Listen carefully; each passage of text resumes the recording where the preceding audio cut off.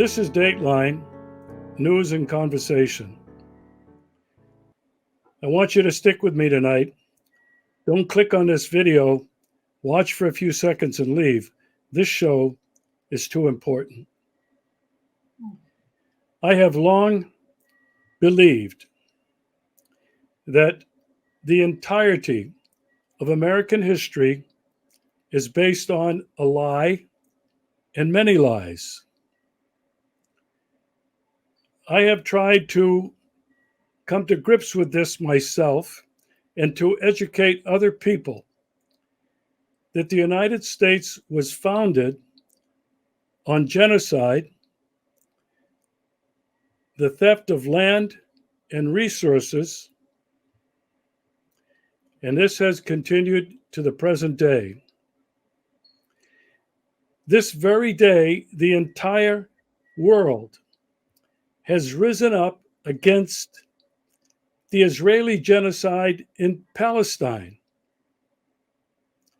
This is nothing new, but it is dwarfed in comparison to what the white European settlers committed in North America and South America when they came to this continent in 1492, the 15th century. What has happened is the genocide. Some people say as many as 100 million Native Americans. But that's not the entirety of the story. The story that I am going to begin to delve into is even more terrifying and hateful at what white people have done and the American government and the Canadian government have done to the original people. And I have to share a bit of a personal story before we begin. I lived in the state of Arizona in the Southwest for 35 years. Through some of that time, 4 years plus, I worked for the state of Arizona in the Department of Economic Security as the Director of Staff Development and Training. We provided training services to the Navajo people on the reservation as well as the Hopi in northern Arizona. It was my first contact with Native Americans. My secretary was a beautiful, intelligent Navajo woman who could type like 90 words a minute with long nails. If it were not for this woman, I would not have survived in my job, much less been as successful as I was. Not want to be fired by the incoming Republican governor. I was in an appointed position. I quit. And I started my own consulting firm. A wonderful Hopi woman working for the Hopi tribe contacted me and asked if I would provide services to the Hopi tribal government.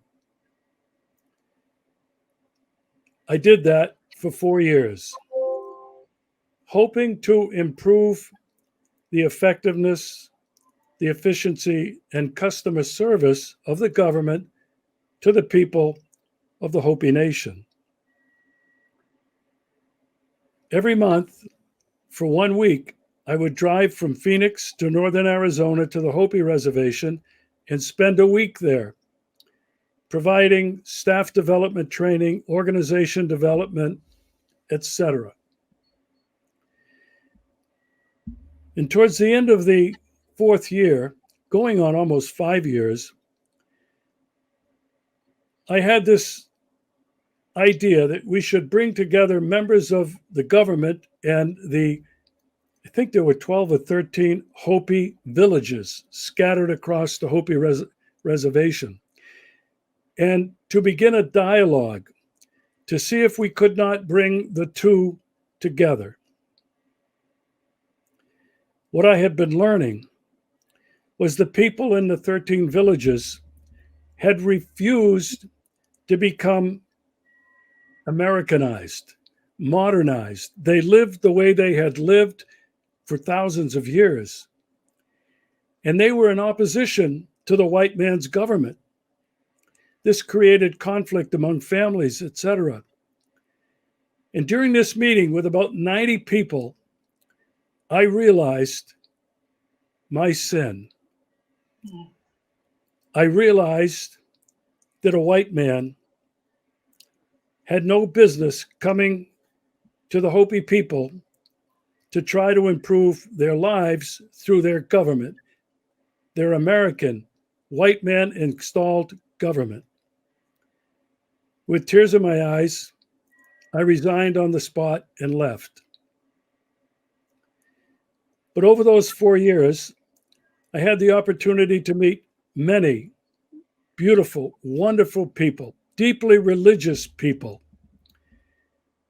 people who were in touch with the entire world, the world around them. And I realized that these Hopi, and by extension, my Navajo friends, were much more civilized and spiritual than I had ever hoped to be. Many years have passed, and in my years since the last 15 or 20 years as a documentary filmmaker, I have been trying to educate Americans about the real history of my country of birth. It's a difficult and painful story to tell. My guest tonight is a very special woman. Her name is, and I'm going to try to pronounce this as best I can, Winyan Ohmanisa Waste La'ke. She's a Native American woman. You may know her by her American name, Trace Hentz. Trace, welcome to my show. Thank you. That was a beautiful introduction.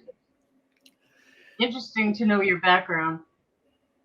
Well, I felt it was interesting to share that story because of who you are, because of your story, and because I hope over the next few weeks we can continue to share your story and the research you've been doing for the last 15 to 16, 17 years.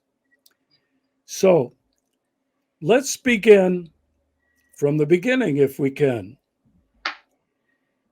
When and where were you born?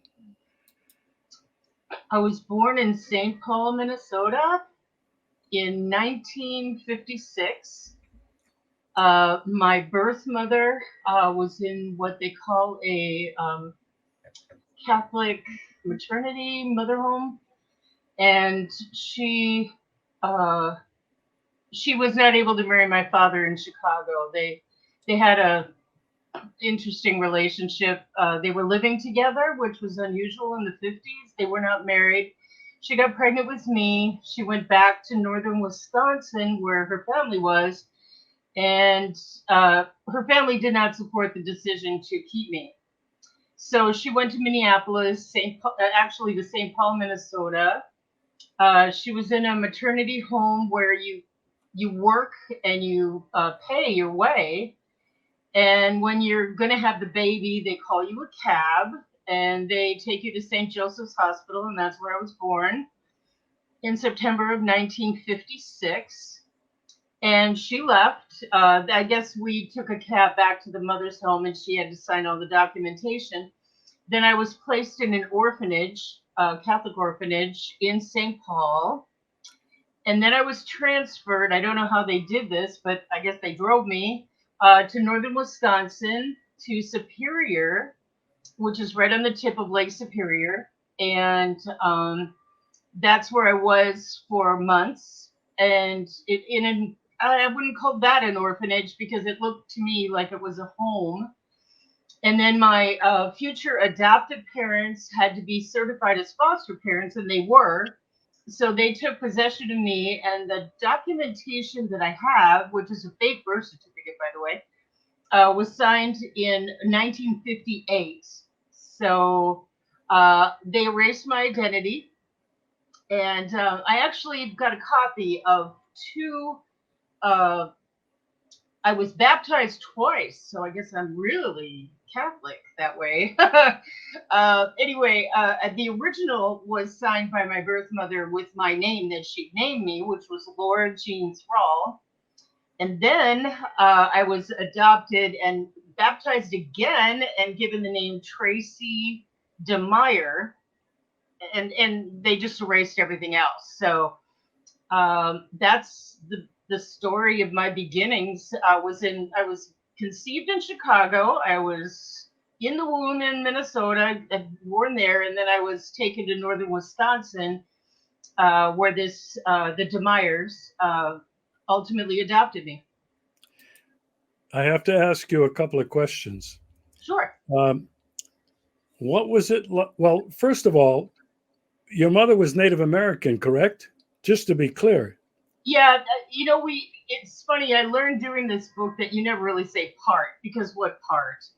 And her brother actually documented the Anishinaabe side of our family that went back to the 1700s. And that was interesting to find out because in northern Wisconsin, there's parts of northern Wisconsin that are extremely racist and hostile to Indians. So I don't think that they wanted people to know that they had this Anishinaabe background. But when I never met my mother, I'll get into that story later if you want me to. I did contact her, but not knowing anything when you're adopted and you don't have any information, it took me. I was 21 when I opened my file with a lawyer who was a judge then, and it took me several years to find my father, which he knew we were Native. Obviously, in our first phone call, he's like laughing. Of course, we're Native. It's like, well, how am I supposed to know that? I'm like adopted. So, geez, Dad, I don't know these things. So anyway, I went into reunion, and later on, I met members of my birth family, and my uncle documented it in books. He wrote 3 books, and in there, it's family history. There's Irish there too. So I have really good blood. I think it's good. So your mother was not Native American, is that correct? She did not identify as Native, but yes, she absolutely was Anishinaabe, which is Chippewa, which they call them the band of Lake Superior Chippewa. They couldn't pronounce Anishinaabe and they couldn't pronounce Ojibwe, so that's how it became Chippewa.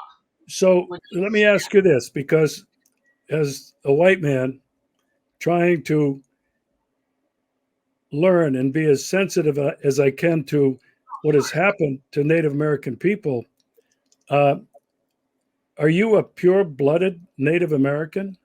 No, no, I don't think so. I think we're all mixed. No, I mean Okay.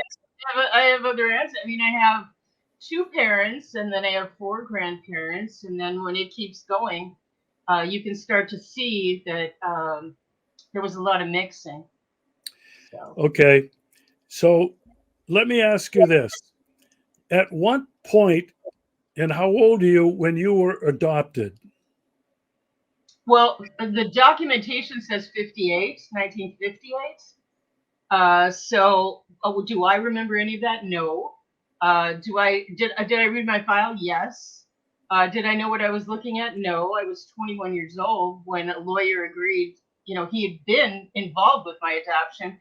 He was a judge at the time, and I was getting ready to leave Wisconsin to go to Washington State. So I went to a courthouse and I asked the judge if I could see my file. I said, I have no medical history. And he looked at me and he said, that's a real problem. There isn't really going to be any medical history in this legal file. And he said, that really was a mistake, because I think he probably had heard from other adoptees over the years.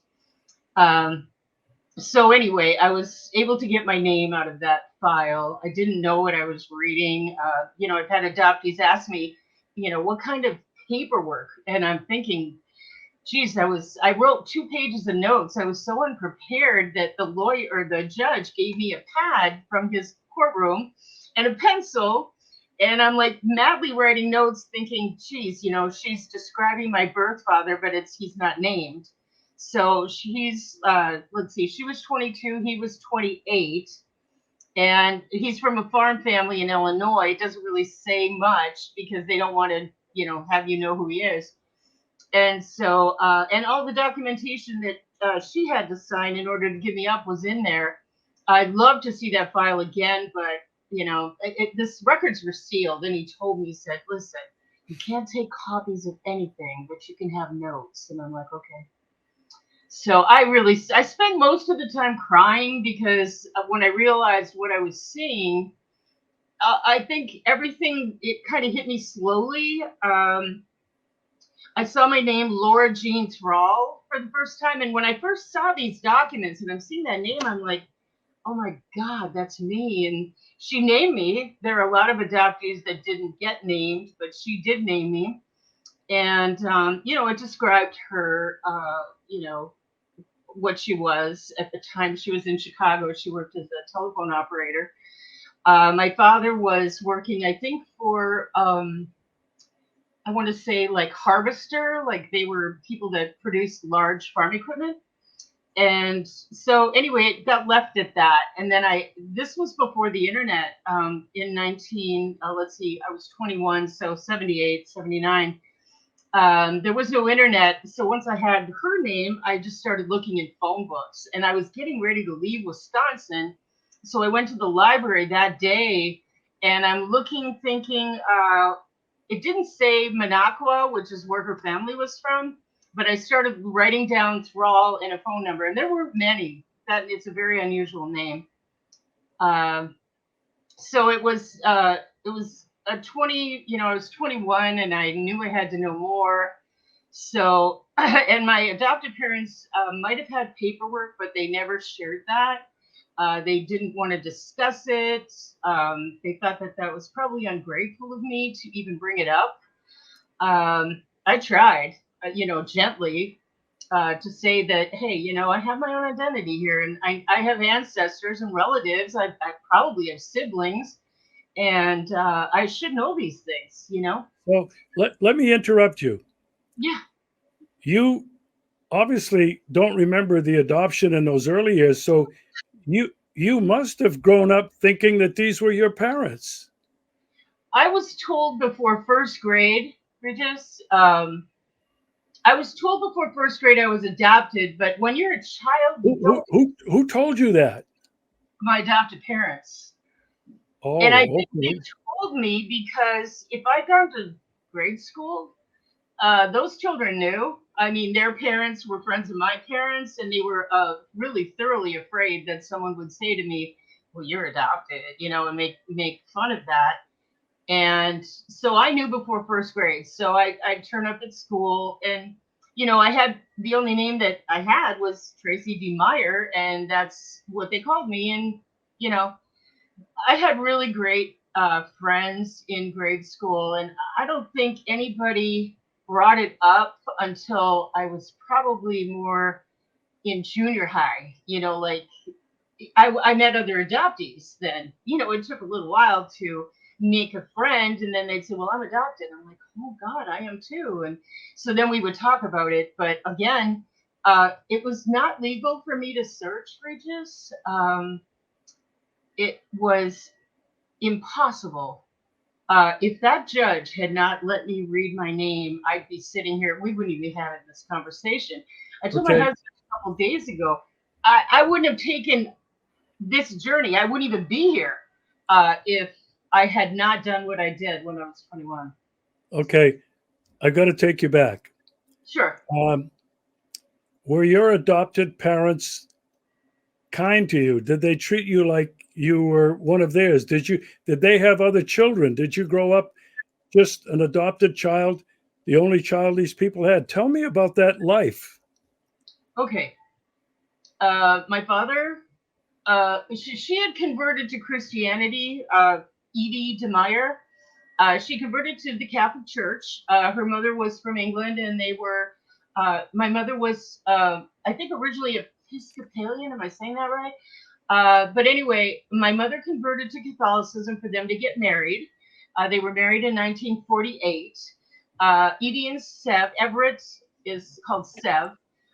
They had two miscarriages that I'm aware of, and they never actually told me that. My sister-in-law did.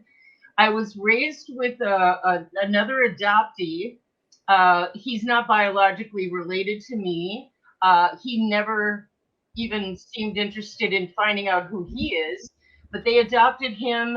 He was born in 57, and I believe they got him really fast, like as a newborn. So, did he and I know? Yes, we knew we were adopted.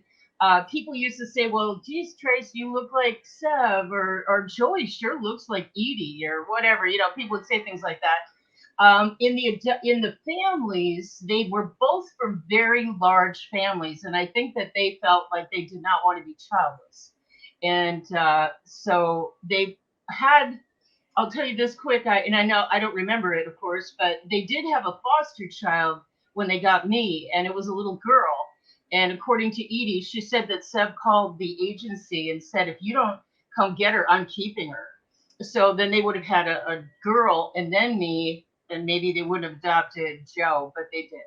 So anyway, the agency came and took that girl because she was not legally adoptable. She wasn't free to be adopted. She was just a foster child. So I think that because of Seb's alcoholism, I noticed when I was about 4, he was violent with Joe. He scared the shit out of me. Pardon me for swearing. I remember one time Joe ran into me and he hit a ball like in my stomach and it knocked the wind out of me. And I fell, and Seb grabbed him like a dog, like on the back of his neck, and he carried him in the house. And I was so scared. I thought, oh my God, he's going to kill him. And I was okay. I just had the wind knocked out of me. I think I knew at 4 this was not good. Seb had I used to say that when he was drunk, he'd show his teeth like a rabid dog. And he really would show his teeth. Edie was passive about all of that. She wasn't an alcoholic, but she was not able to make him quit. So I grew up in that environment, not feeling safe. It wasn't until I was 12 and, becoming a young woman at that time that he started to make gestures toward me, let's put it that way. I was molested. And I think that Edie didn't really want to be a parent after they adopted us. She seemed very distant. She called me a whore a lot, and it wasn't. I mean, it was kids, so it was not. It wasn't a healthy environment. I had a really great grandmother. Seb's mother was from. She told me the story about coming from Belgium to Wisconsin with a brother when she was like just a child. And if I didn't have her in my life, I don't know that I would have survived my childhood. I'd probably be dead. So anyway, I was molested. He didn't stop until I was 17 when he got caught. My brother Joe went out to the garage and he brought a sex toy for me, which of course I never saw it, but until Joe brought it in and he found it was hidden in his car. He showed it to Edie and she said, "You're going to a psychologist." And, that was it. So he left me alone after that. I was 17. I moved out when I was 17 as well. So do I think we had good moments? Absolutely. He was a hunter, fisher. He did all kinds of trapping too. We were really well provided for as far as food. They both worked. So we had, money for clothes. We had a middle class upbringing. Do I think that I was already traumatized by the time they adopted me. Absolutely. Edie told me that I had like three different skin conditions when they finally got me, and I didn't cry. I was without tears. I didn't cry anymore. So she couldn't tell if I was sick, and she said she'd have to look in my eyes to try and figure that out. So I don't mean to, go on and on about how awful it was, but it honestly wasn't great. So Well, I appreciate you sharing this story because I know what's coming uh, about adoptees in Canada and the United States, the sexual abuse, physical abuse, etc. We'll continue talking about that based on your research in another mhm, show. sure. I want to continue to get to know you and your story. Now, you were in your teens, you moved out when you were 17, Yeah. and you mentioned that when you were, I forget, 21, you went to a judge and you wanted Yes. to see your files. Um, Mhm. what happened between the age of 17? What did you do? Where did you go? How did you survive? Well, I had started college in high school. Like they let us do that if we had enough credits. When I was a senior, I started going to the University of Wisconsin Superior, and when I could, I moved there. I moved right to the campus and started school right away, college. And I was a musician. A 17-year-old. I was working in a store, and these musicians came in and they said, "Well, we heard you're a singer," and I said, "Yeah." And they said, "Well, we'd like you to come and we're going to start rehearsals." So I was in school at 17, and I actually I had to get, in order to be in a bar in northern Wisconsin, you really had to be 18, but I was 17. So one of the musicians said he'd signed something that he would be my legal guardian so that I wouldn't drink, you know, while I was there at the bar. So anyway, we got through that okay, and so I was a musician all through college. I thought I would be going into music. I did switch from music as my degree. In the beginning, I switched from music to theater, musical theater, because I thought, well, geez, that's great. You can act and sing, and who knows what'll happen from there. So I spent those years in northern Wisconsin, and then I decided to get out of there. That was one thing that Sev always did say to Joe and I, that you've got to get out of here. You guys want to have a future. You can't find a future here in northern Wisconsin. So I had an aunt and uncle out in Washington State, and I planned to go there, stay with them, and look for work. And of course, I got into a band. So I have a memoir that kind of explains all this. If anybody's really that interested, it's called One Small Sacrifice. And I get into the details of all that transition time from getting away from them. I was liberated. I felt like I was free. So, and even though I still had contact with them, I don't know. It must be my Catholic upbringing that I have this sense of duty. They're both passed now, Edie and Sev. I remain very uh, loving and dutiful to Edie after Sev died in '85. I mean, we know all this had happened, but we still were able to kind of forget that it happened and just move forward. So anyway, I wound up in Washington State, and the rest of it's really a long story. But yeah, but I think you want to know, when did I actually find out more information? I didn't know for years. I wrote to my birth mother when I was in Seattle, and I sent her a letter with some photographs, and I said, I Wait a minute. How did you find her? well, that's interesting. Using a phone number in northern Wisconsin, his name was Robert Thrall. It turns out he's my uncle, and I spoke to him, and he gave me her physical address. She had a child a year after I was born. She kept her. She had another child later on. down the road. But anyway, Robert, my Uncle Bob, spoke to me on the phone, and he said, "I'm going to help you." And I was so grateful because they were just this big, you know, um, it was like a door was like blocking me, like a brick wall. And so anyway, he told me where my birth mother was. I did call her house. I left a message. What was interesting is my mother's name was Helen and her daughter's name was Helen. So when I called this, I said I wanted to talk to Helen, and I guess because my voice was, sounded young, they thought that I was actually calling for my sister, but I wasn't. I was actually calling for my mother. And I said, my name is Tracy DeMeyer, and I wanted to speak to Helen Thrall. So of course they thought maybe I was calling for the daughter of my sister.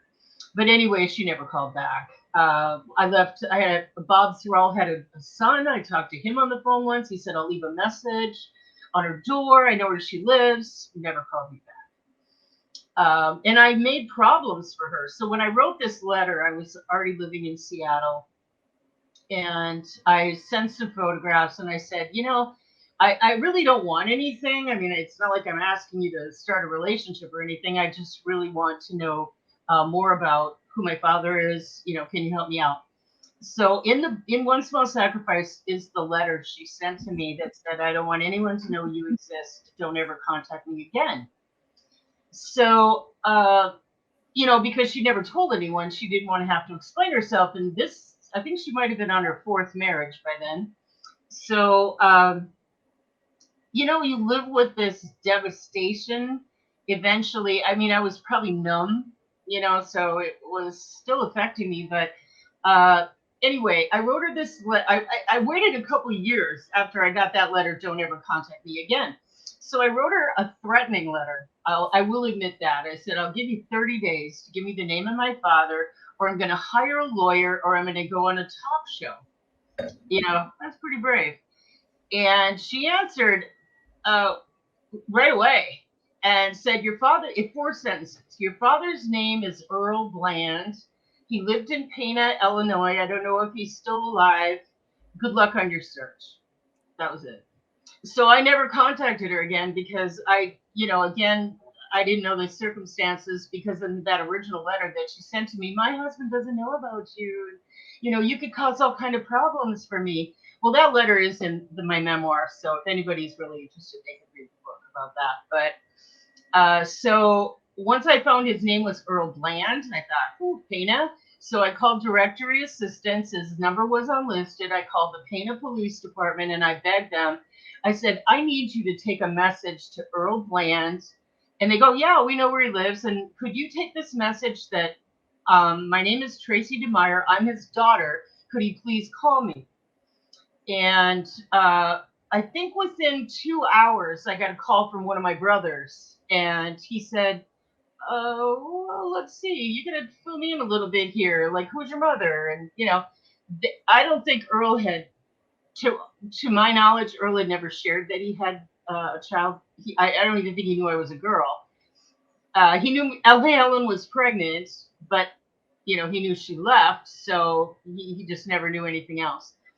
So anyway, this brother said, well, I need to check out your story. I said, oh, okay.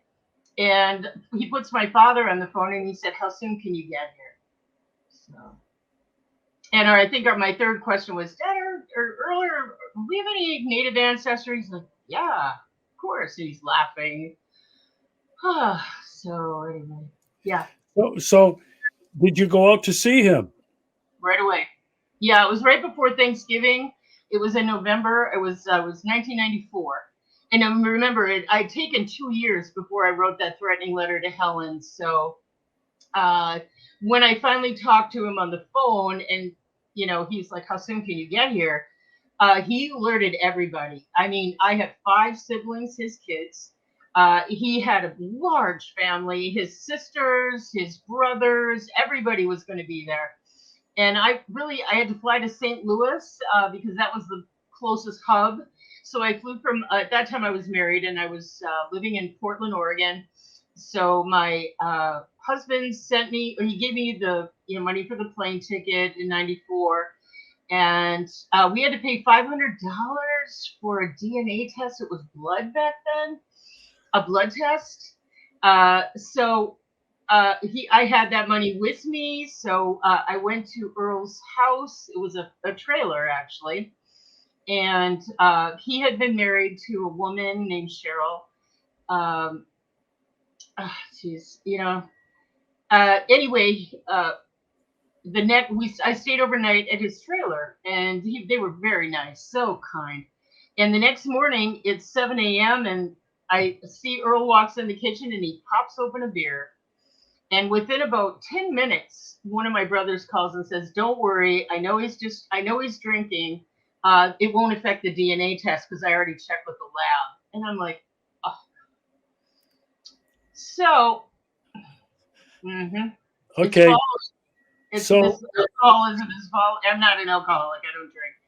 So you met your birth father, and where did it take you from there? I mean, now you knew you had a different history, Oh, a different lineage. Tell me about that.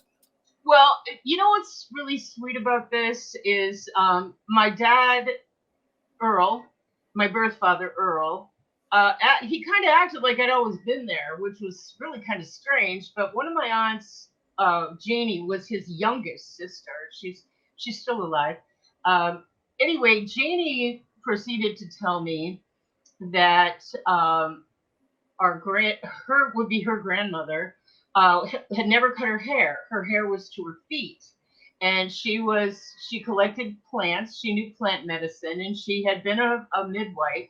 She helped people deliver their children, their babies, and she told me that. I think at the time everybody said Cherokee because that was such a well-known name. But when you look at Illinois history, she could have been many things. The Potawatomi were in Illinois, Sac and Fox. So anyway, Janie said that, yes, she talked about it with her children, but it was not so much a need to have it documented, which that's okay. So anyway, Janie proceeded to tell me that, well, by that time, when I'm meeting them and I'm 38, I had already pretty much established that I was Native, because I already knew it, but it was like just proving it then with their giving me this background. I had done beadwork, like I've got earrings on right now that are quills, they're beadwork. I've been going out to the Lakota reservation since the early 90s, so this was a couple years before I actually met my father. Elowen Locke is a Lakota. She's since passed, but I was going out to spend time with her. And, I tell adoptees that you can be fostered by another tribe. It'll make you feel better. It'll make you feel accepted. It'll give you a sense of identity. And that's what happened, with Elowen and her brother. Merle is a painter. So how I even got there was interesting. I was in Seattle and I met a guy named Stephen Little Coyote. He was Northern Cheyenne, and he was giving talks in the area. So I used to go listen to him talk about Native culture and spirituality and how they did their ceremonies. So he told me, I met him in North Seattle. He told me, he said, "You want to go to a Sundance?" And I'm like, "Yeah, that would be really cool." And so he called the medicine man, and you have to get permission. So I talked to the medicine man on the phone, and his last name was Running, like as in running. And anyway, I spoke to him on the phone, and I said I'd like to come to the Sundance. And I know from Stephen Little Coyote, he's told me what I need to do, to be prepared to attend a ceremony. So that I left Seattle. I drove myself out there to Rosebud, South Dakota, and I did the purification sweats. And this was in the early 90s. And when I left the Sundance, I went to Elowen's house she was a distance away because Pine Ridge is quite a drive from Rosebud. But anyway, I drove that. And I went to a couple of wrong houses. They're like, "Who's this person knocking on my door?" But anyway, I found her house and I stayed there with her. And I went back every year, and sometimes more than once a year. So we became relatives, and she named me Winyan Ohmanisa Waste La'ke. I think that Native people have radar because it seems like I always seem to always find the Native person that's there in the room. I don't know. It's just a Native innate ability. So anyway, having Elowen in my life when I went to meet my birth father, it was helpful. She was with me, talking on the phone and writing letters all through it because I didn't know what to say. I didn't know what to do to go into reunion. And, I told her everything. Meeting my siblings for the first time. I will tell you something really weird happened. We did the DNA, and I had a sister, so she took me to one of my aunt's houses, and I said, nice to meet you, Aunt Frankie. And she took me in her living room, and there was a photograph of my grandmother, my dad's mother, Earl's mother, and it was an oval picture. And I never looked like anybody in my life. I never met anybody that looked like me. And I obviously I'm much older now. But when I saw her eyebrows and her brow bone, just her face, I knew. I knew right away. And these were my people. So my sister said that too. She said, "You got our nose and our ears and stuff." But we still waited. I left. I was there for about a week. One of my brothers brought me to his house. I didn't stay with Earl the whole time. So I took turns going to my siblings' houses. I kept going and I'd sit and chat with my brother Danny, for example. He had 4 children. And I went to my brother William's house, and he had a wife who had a son, but William had children, but they weren't there. But anyway, he told me who his kids were. And then I met Teresa, and she had 3 daughters. So I'm meeting all this family. All of a sudden, I'm related to everybody there in Pana. And I didn't meet my cousins until my sister died. But I do have some cousins that are like sisters now to me. And so anyway, the reunion was so exceptional. And when I got back to Oregon, I was living on the Oregon coast because I was separated. I was going to be getting a divorce in '95. But anyway, my dad would call, and I had a dog, and he had a dog, and I'd met his dog. So my dad would call me, and we'd talk about our dogs. And then I had trouble with the fireplace, and he was just telling me what to do. And I mean, he was trying to act like a dad. It was so beautiful. It was just stunning. But Danny called and he said he's very sick. He's going to die. So my brother Danny called me and he said, "I'll tell you, he's in the hospital." So I only met my father once. I would recommend that every adoptee gets to meet one of your birth parents at least once. I was devastated.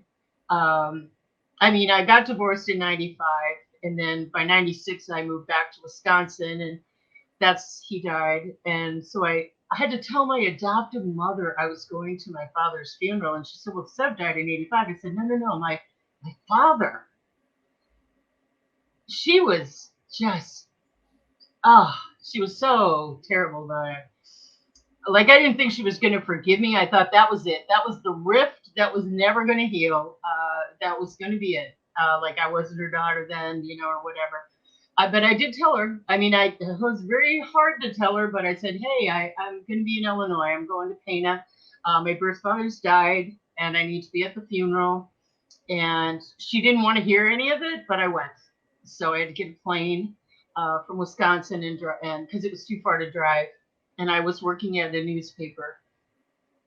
By then, I was working as a journalist, and so that's. Okay, so let's pick it up from there. You were working as a journalist for a newspaper. What were you doing? Just covering general news? Are you doing feature stories? What were you doing? And then how did that lead you to the research about Native American children in Indian schools and becoming adoptees? Tell me about that. Okay, so this would have been 1996. I'm 40, right? So I'm 40 years old. I applied for a job at the Sawyer County Record in Hayward, Wisconsin, which is about maybe over a half an hour away from my birth mother's house. And I actually I was staying with her because she had a little bout with breast cancer and had a surgery, and that was the end of it. She didn't have to do anything else. But in '96, she asked me, "Would you come back to Wisconsin?" And I'm like, "Oh, I guess I am divorced, so yeah, I guess I can." And I had been writing when I was out west, mainly just very short stories, and I was trying to perfect my craft because I knew I was going to be a writer. And here I'm 40, okay. But I've been through that marriage, and that didn't work out. I've been through reunion. So '96, I'm hired as an editor. He had read what I had to submit writing samples. So I went right into the fire right away. I was editor of a weekly newspaper in Hayward, Wisconsin, which was ironic because the picture on my memoir is a picture of me standing in front of a wigwam in Hayward, where I had been as a child and heard the drum for the first time. I was probably 12. And so anyway, I'm in Hayward, and I'm working really hard, unusually long hours. It's just horrific. But I got a place to live in Hayward. And I want to say that fall, I'd heard that News from Indian Country was looking for somebody to be the staff writer. And I already had all the experience being an editor. So I took a job at News from Indian Country, and on my interview with Paul Demain, he tells me he's an adoptee. He's a native adoptee. And I was like, I'm an adoptee. And so we kind of hit it off immediately, and I worked for him in '96. And of course, he's sharing his story pretty often with me. He had been in reunion with his tribal family. He was raised in southern Wisconsin with a white family. He wasn't adopted by a native family. It was a white family. And he said that his mothers actually knew one another. I mean, they became friends after he went into reunion. So I was kind of optimistic about that. I mean, everything, I interviewed people like Leonard Peltier, that most famous native political prisoner in the world. I was able to interview John Trudell, who was a movie actor, but he was also known as a musician and a poet. American Indian Movement. I interviewed all kinds of people. I met Floyd Westerman from the movie Dances with Wolves. I interviewed pretty much everybody that was a name and they were making news. Grace Thorpe, Jim Thorpe's daughter, became a friend of mine.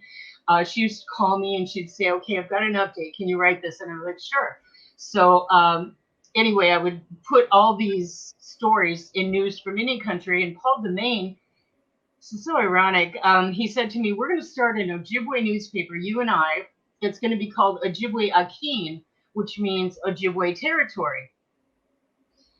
And I was like, I'm all for it. It's going to have history, and we're going to cover the Ojibwe people. And I had such a deep love of LCO and Hayward, where I was now living. My very first powwow, I saw these other little girls, and I'm thinking, I know I'm one of them. Because I heard the drum, and it activated something in me when I was a child. And I do write about that, too, in One Small Sacrifice. It's like, I used to do beadwork before I really knew anything. I didn't know who I was. I just followed my instincts. And I've always felt like I had a grandmother that was with me through all of that. So beadwork, collecting quills, going to powwows. I did all of that even before I even met my father. So, it's like you just know. It's like your blood is telling you who you are. But again, I still needed to meet my father before I would even say to Paul Demain, yeah, I have Native ancestry. And of course, I hadn't met any family yet in my mother's side, which is also Native side. And that's also where there's Ojibwe. But I'm an editor of Ojibwe Akin, and I'm Ojibwe. You can't make this stuff up. So. Okay. With a little bit of the time we have left, I want to provide a bit of a teaser. Oh, good. To what's coming.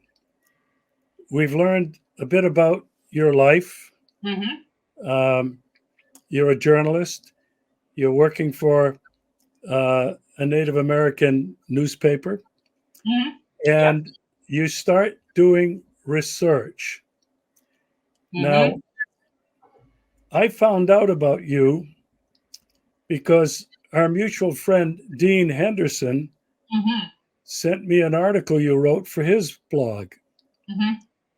And I said, I have to meet this woman, and we need to go much deeper into what you have been researching and finding. Because not only American people and Canadian people, but people across at least the white Western world need to know about their history. Mm-hmm. So, briefly tell me about what you started researching. Don't go into too much detail, Mm-hmm. 'cause Yeah. I don't want to give away what's coming. But Sure. tell me what you started to find. Well, okay, I'll explain real quick here. I was recruited from News from Indian Country in Wisconsin to go to Connecticut for a job as the editor of the Pequot Times, and that was in 1999. And I had just visited. Uh, I'd been in New England in 1999, earlier in the year. So I came out for an interview into Connecticut. I had to fly from Wisconsin to Connecticut and to have this interview. And I had been on the Cape, which I'm sure you know you're aware of where Cape Cod is. I'd been to Hyannis to a bookstore and I bought a book called Spirit of New England Tribes. And I read that book quickly because I wanted to know something about New England tribes before I would even have the interview. But it was very lucky for me that I had actually done that because there weren't a lot of books out there about New England tribes. And like most people, that when you go through school, like grade school, etc., you don't really learn anything about Native people. You might get general ideas, but you don't really know the depth of it. So I was hired. I was hired, and by the Pequots, and I won awards. You know, I won some seriously great awards at the Native American Journalists Association. It's now called Indigenous Journalists Association. So they knew that they were getting somebody who was very well trained. And in the year 2000, I'll just let you briefly know this, that I knew that there had been native slavery from what I was reading and from what I was hearing being in New England. And of course, nobody was talking about that because it wasn't well documented. People wouldn't even hardly believe it, I guess. And so I started to do my own research. I'm working full time. I'm putting out a monthly newspaper for the Pequot tribe. They're extraordinary people. They were the world's richest tribe when I got there. I actually did their, also, they had a casino called Foxwoods. So I had to do a little paper called Foxwood Spirit. That came out every other week, I think. And then I also had to do the annual report for the tribe, which was a lot of knowing a lot about the inner workings of this world's richest tribe. And I think a lot of people were very jealous because I was finally making money. I mean, that was a lot different salary than it was working at News from Indian Country in Wisconsin. And plus, then we had the internet, and I started meeting other tribes like the Eastern Pequots who aren't federally recognized. So that's kind of the teaser I want you to know about because I'm here in New England to this day. I've been here since 1999. I got moved to Massachusetts to get married in 2004. Um, and I've been doing the research and the writing and meeting. I think about the extraordinary people that I've met in my life because of being a journalist. I had a woman from Austria that got in touch with me that she's a doctor, but she's also got like 3 master's degrees. And she started, we started sharing history back and forth because she knew things in Europe that they don't know here in the States. Isn't that ironic? Is that Europeans know more about Native Americans than Americans know about Native Americans. So that became very obvious to me. And I did publish in a Rutgers Press a chapter on Jim Thorpe, the Olympian. He's second Fox. And because I knew Grace Thorpe, I had a lot of background information from her. So I was published in 99 when I got here. And I just decided that, I was going to keep doing research on my own. So I want people to know that there's a lot of books that came out of me since I moved to Massachusetts. I could give birth to new books. But anyway, it was all a plan. I tell people I work for the ancestors, and I mean that because my entire life has been directed by ancestors. To know the history and to meet the people that I have met will change your world too, as it did change mine. Well, I'm from Maine, one Hmm. of the New England states, Yes, and I grew up. I think I may have had relatives that were either Abenaki or Penobscot. of Uh, course. All I, mixed, really. I, we are French Canadian descent, and Hmm. I can remember very young. My parents drove to Old Town, Maine, Hmm. where the Penobscot Yes. Indian tribe was, and we were visiting somebody that was apparently somehow related. I never knew the rest of the story. Now, Mm, that's beside the point. Uh, maybe that's where your interest comes from. yeah, Your um, ancestors. Hmm.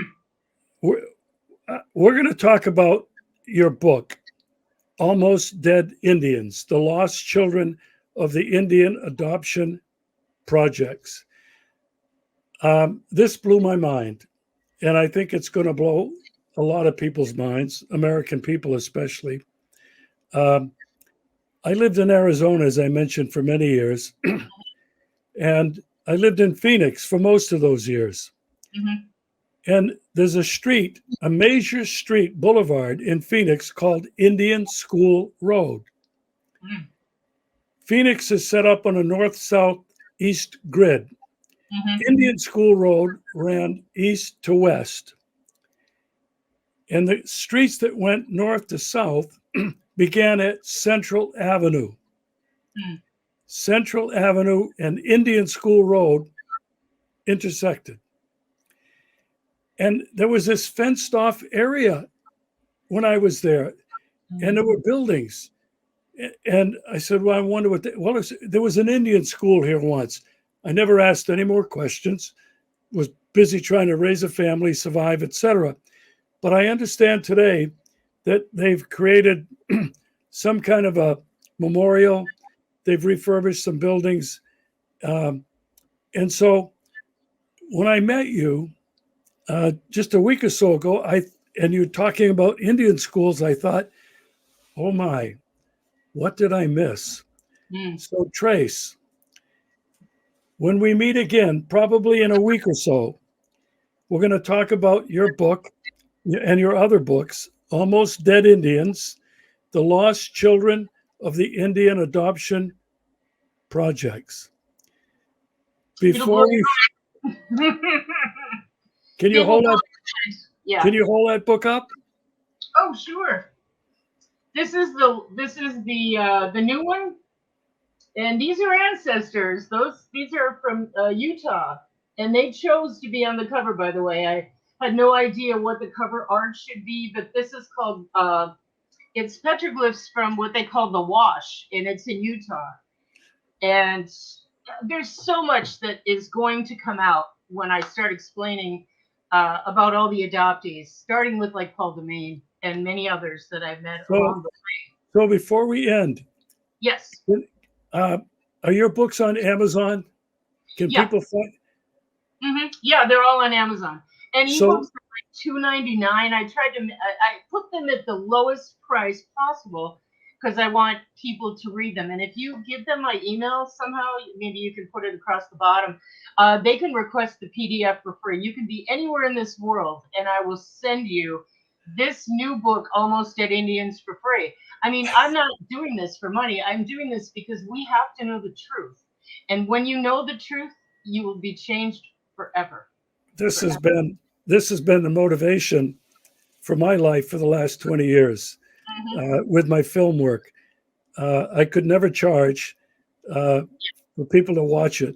I offered copies uh, for a donation so I could across the country on 3 occasions showing the film.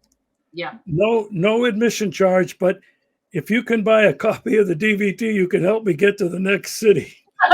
Yeah, like like you, I believed that everything I've done, and there's been over almost 600 films and videos and podcasts that have all been free on various platforms. So I really appreciate what we're going to do, and having finally met you up close and personal. yeah.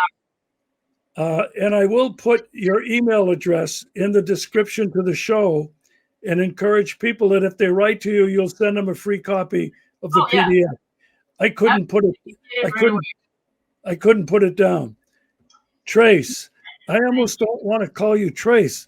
I want to call you Winyan Ohmanisa Waste La'ke. Yeah, Ohmanisa. You know what you can call me, Regis? My friends, my Lakota family, my relatives called me Kalala. And that's a lot easier to say. So Elowen used to call me on the phone and she'd go, Kalala.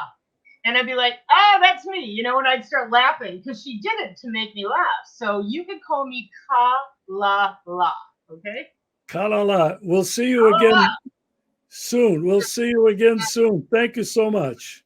It's my pleasure. Thank you, Regis.